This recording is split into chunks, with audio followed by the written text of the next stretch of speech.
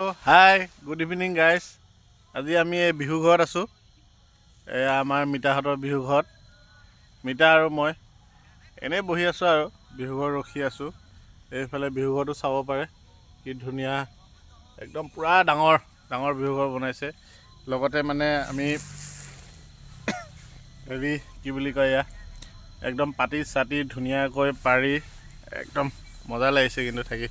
ওপৰফালে এয়া চাব পাৰে, একদম ধুনীয়া লাইট চাইট ফিটিং কৰি দিছে। চৌকাটো দেখাবৰ কাৰণে মই আকৌ হেৰি কৰিব লাগিব। এয়া এইফালে চৌকা তৌকা চব খান্দি থৈ দিয়া আছে। খানা খাব আহিব পাৰে, কোনোবা যদি ইচ্ছা কৰে গাহৰি মাংস লৈ আহিব। ধুনীয়াকৈ গাহৰি পূৰা খাবৰ কাৰণে ইয়াত ষ্টিক ৰেডি হৈ আছে। ধুনীয়াকৈ গাহৰি পূৰা খাব পাৰিব। আৰু হাঁহ খাব লাগিব। বিহু ঘৰত যদি আমি হাঁহ নাখাওঁ, গাহৰি পূৰা নাখাওঁ, তেতিয়াহ'লে বিহু ঘৰৰ অৰ্থই নাথাকিল। গতিকে গাইজ সকলোকে কৈছোঁ, বিহু এনজয় কৰক। মাঘৰ বিহু প্ৰত্যেক বছৰে বছৰে আহে, কিন্তু বছৰে বছৰে আহিলেও বছৰে বছৰে এনজয় কৰিব লাগিব। গতিকে সকলোৱে এনজয় কৰক। Bye bye. আজি ভিডিঅ'টো ইয়াতে সামৰণি মাৰিলোঁ। আৰু যদি ভাল লাগে ভিডিঅ'টো, তেতিয়াহ'লে আপোনালোকে লাইক এটা কৰি দিব, শ্বেয়াৰ কৰি দিব আৰু চেনেলটো ছাবস্ক্ৰাইব কৰি দিব।